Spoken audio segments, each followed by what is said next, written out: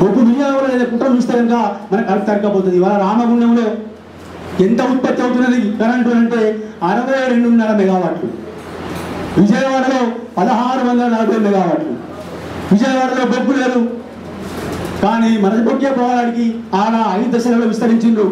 రామగుండంలో నిజాం కాలంలో ప్రారంభించినటువంటి 62.5 మెగావాట్ అది ఏ థర్మల్ కేంద్రము బి థర్మల్ కేంద్రము రెండు ఉంటే ఒకటి మూసేసిండ్రు, ఒకటి ఇవాళ చావుబతుల మధ్య ఉన్నది. 62.5 మెగావాట్లు 50 ఏళ్ళ నుంచి విస్తరణ లేదు.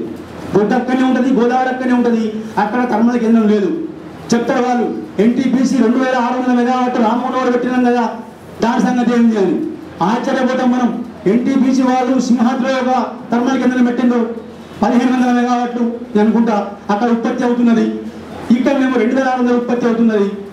2600 రామగుండం యూనిట్కి కావలసిన నీళ్లు 8 టీఎంసీల నీరు శ్రీరామ్ సాగర్ నుంచి సరఫరా చేస్తున్నారు. 8 టీఎంసీలు అంటే గవర్నమెంట్ లెక్కల ప్రకారము, రాజశేఖర లెక్కల ప్రకారంగా ఒక టీఎంసీ 13,000 ఎకరాలకు నీరు ఇస్తారని చెప్పి ఆయన లెక్కలు తెలంగాణలో ఇస్తారని చెప్పిండు.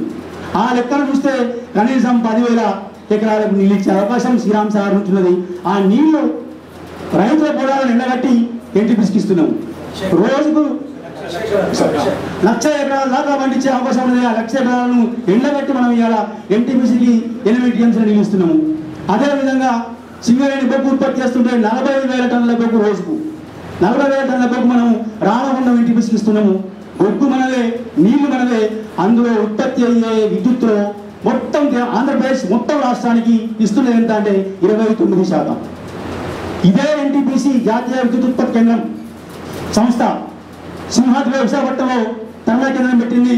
అక్కడ బొగ్గు లేదు, అక్కడ నీళ్లు లేవు, సముద్రం నీళ్లను శుద్ధి చేసి వాడుకుంటుంది కాబట్టి రైతులకు నష్టం కాదు. అక్కడ బొగ్గు తాడిచెట్టు నుంచి వ్యవసాయం నుంచి దిగుబడి చేసుకుంటుంది కాబట్టి బొగ్గు నష్టం పోలే వాళ్ళది బొగ్గు కాదు, వాళ్ళది నీళ్ళు కాదు.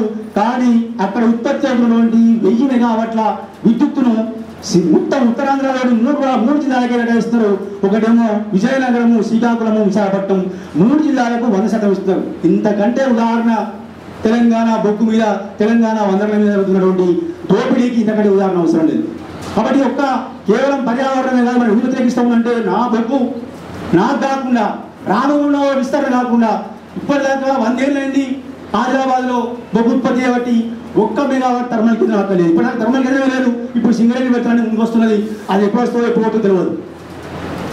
ఇంతటి అన్యాయం కొట్లాడంగా వరంగల్ థర్మల్ కేంద్రం పెట్టారు, దానిలో నుంచి తెలంగాణకి ఇవ్వండి అంటే తెలంగాణకి ఇవ్వడం ఇప్పటిదాకా చెప్పాం కదా. అక్కడ తాడిచెర్ల బ్లాక్లో 20 సంవత్సరాలకు గాను జగన్ బినామీ సంస్థకి తాడిచెర్ల బ్లాక్ను అప్పచెప్పే ప్రయత్నం జరిగింది. అక్కడ ప్రజలకు వాడు ఇవ్వడం వల్ల అది తప్పించుకోగలిగినాం మనం. 20 ఏళ్లలో 20,000 కోట్ల రూపాయల లాభం. అది ఎంత అన్యాయం అంటే సింగరేణి అనే సంస్థ నేను ఆ బొగ్గు తవ్వలేను, నాకు నైపుణ్యం లేదు అని ప్రైవేట్ వాళ్ళకి ఇచ్చింది. ఎంతకి ఇచ్చింది అంటే ఒక టన్ను బొగ్గు సింగరేణి ఉత్పత్తి అయితే ఎంత అవుతుందో అంతకంటే 400 రూపాయలు టన్నుకి ఎక్కించింది. అంటే 30 ఏళ్ళ నుంచి బొగ్గు తవ్వుతున్న సంస్థ ఒక తాడిచెర్లలోనే తవ్వలేదట. ఎందుకు తవ్వలేదంటే రాజశేఖర రెడ్డి తవ్వనియాడు, ఆయన తవ్వుకోవాలి కాబట్టి, ఆయన అవసరం కాబట్టి ఆయనకు అప్పచెప్పడానికి 20,000 కోట్ల రూపాయలు. అందుకని ఇవాళ నగరపాటి రాజమార్గంలో చాలా ట్రై చేసిండు మీకు సత్తుపల్లి ప్రాంతంలో ఓపెన్ కాస్ట్లు తీసుకోవడానికి. అదేవిధంగా రామోజీరావు కూడా ఇదే ఏటూరు నగరం ప్రాంతంలో ట్రై చేసిండు, వాళ్ళందరికీ రాలేదు. ఎందుకంటే సీమాంధ్ర అధికారులు డైరెక్టర్ దాకా ఉన్నారు కాబట్టి వాళ్ళ ఓటు ఆధీనంలో వాళ్ళని నిర్ణయం చేసి ప్రైవేటీకరణకు 7 బ్లాకులు అప్పచెప్తే ఒక్క సింగరేణి కార్మికులు, సింగరేణి ప్రాంత ప్రజలు, సింగరేణి ప్రభావిత ప్రాంత ప్రజలు పోరాటం వల్లనే దాన్ని ఆపగలిగారు. అనేక మంది అమరలేరు ఆ పోరాటం లోపల. కానీ ఒక్క బొగ్గును రాయబడి ఇవాళ మనం దేశవ్యాప్తంగా సిఐఎల్ భాగవతం చూస్తున్నాము. 153 బొగ్గు బ్లాకుల ప్రైవేటీకరణకు సంబంధించిన 1,08 కోట్ల కుంభకోణాన్ని ఈ మధ్యలో వేసినాము. కానీ ఏ ఒక్క మీడియా ఆంధ్రప్రదేశ్లో దాని గురించి మాట్లాడలేదు. ఇవాళ 30,000 కోట్ల రూపాయలకు లగడపాటి రాజగోపాల్ భవన్కు సంబంధించిన విషయాలు నమస్తే తెలంగాణ ప్రకటిస్తే ఏ ఒక్క మీడియా కూడా దాని గురించి కనీసం మాట్లాడే ధైర్యం చేయలేదు, కనీసం వార్త కూడా రాసే సాహసం చేయలే. అంతటి తిరిగి పనులు ఇవాళ మన మీడియా, మన ముందున్న మీడియా. ఇక్కడ తెలంగాణ విషయానికి వస్తే మాత్రం అనేక రకాలు మాట్లాడుతూ ఉంటారు, అనేక రకాలు చర్చ చేస్తూ ఉంటారు. బొగ్గు వినియోగంలో కూడా అనేక రకాల దోపిడీ జరుగుతూ ఉన్నది. అందుకని మనం ఏమంటున్నామంటే నువ్వు బొగ్గు తవ్వడం ఎందుకు అవుతున్నావో చెప్పు, ఓపెన్ కాస్ట్ ట్రీట్మెంట్ కాదు. దాని వెనుక మనకి ఇంకేముందంటే రేపు తెలంగాణ వచ్చిన తర్వాత ఇవాళ కోల్ లింకేజ్ అనేది ఇంతకుముందు short term linkage, long term linkage అని 2 రకాల లింకేజీలు ఉంటాయి. ఒక షార్ట్ టర్మ్ లింకేజీ 3 నెలలు ఉంటే ఒక long term linkage maximum 1 year ఉండేది. కానీ ఇవాళ లాంగ్ టర్మ్ లింకేజీ 7 years పెంచినారు. సంఘం ఎన్నిక ఎట్లా అయితే కాలవరికి 2 నెలలు 4 నెలలు చేసినారో అదేవిధంగా లింకేజ్ కూడా పెట్టి అంటే తెలంగాణ వచ్చిన తర్వాత కూడా ఇక్కడి బొగ్గు మీద ఇక్కడి బొగ్గు వనరుల మీద ఇక్కడ భూముల మీద అధికారం ఆంధ్ర వాళ్ళకే ఉండాలి. ఆ ఉద్దేశంతోనే ఇవాళ పెట్టారు. ఇవాళ వరల్డ్ హెల్త్ ఆర్గనైజేషన్ కూడా ఒక రిపోర్ట్ ఇచ్చింది. 2002లో ఒక రిపోర్ట్ ఇచ్చింది.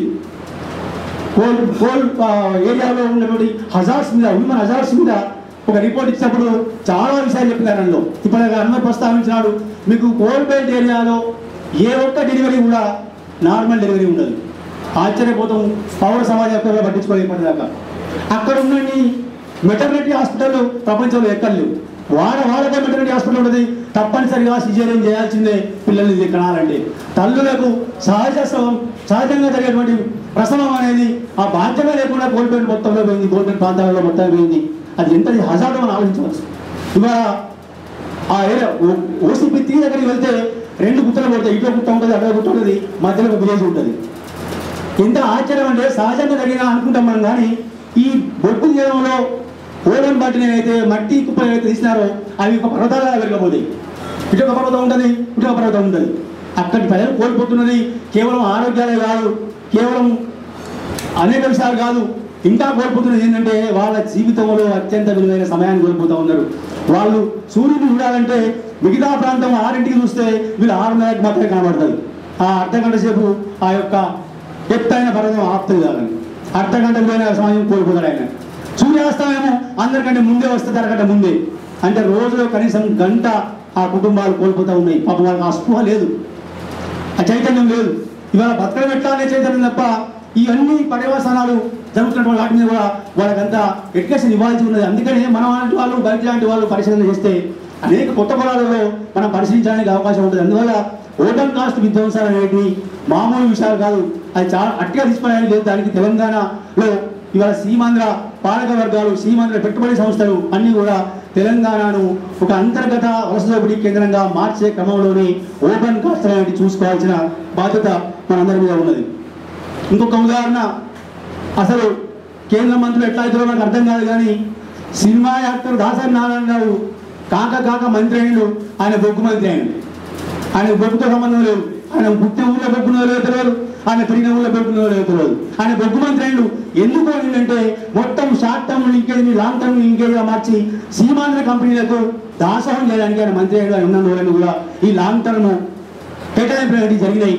అదేవిధంగా ఒక యూనివర్సిటీ వచ్చింది ధన్బాద్లో, ఇండియన్ స్కూల్ ఆఫ్ మైన్స్ అనే యూనివర్సిటీ, బొగ్గు మీద యూనివర్సిటీ. ఆ యూనివర్సిటీకి ఒక శాఖ మధ్యప్రదేశ్లో ఒకటి, ఆంధ్రప్రదేశ్లో ఒకటి పెట్టాలని ప్రతిపాదిస్తే, ఒక క్యాంపస్ పెట్టాలని ప్రతిపాదిస్తే పురంధరేశ్వరి పుణ్యం కట్టుకున్నది వైజాగ్ తీసుకుపోయినా. వైజాగ్లో ఏదైనా సముద్ర గర్భశాస్త్రం పెడితే ఆశ్చర్యం లేదు. ఇప్పుడు గోదావరిలో సముద్ర గర్భశాస్త్రం పెడితే అందరూ నవ్వుతారు. మనం అడుగుతాప్పుడు అందరూ నవ్వుతారు. కానీ ఆ స్వరూపం లేదు, నవ్వుతారనే స్వరూపం లేదు.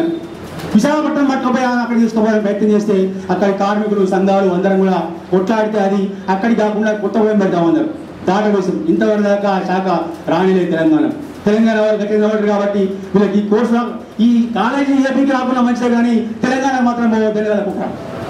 ఇంతటి కుట్ర జరుగుతుంటే ఇవాళ మనం ప్రశ్నించవలసింది, యాదగిరన్న మాట్లాడినట్టుగా ప్రశ్నించవలసింది ప్రతి ఒక్కరిని కూడా. అన్ని పనులు ఒక్కరిగా చేయలేము, అన్ని పనులు అందరూ చేయలేరు. కానీ మనం కొన్ని పనులు చేయగలుగుతాము. మనం మాట్లాడగలుగుతాము, లేదా రాయగలుగుతాము, లేదా మనకు తెలిసిన విషయాన్ని 10 మందికి చెప్పగలుగుతాము.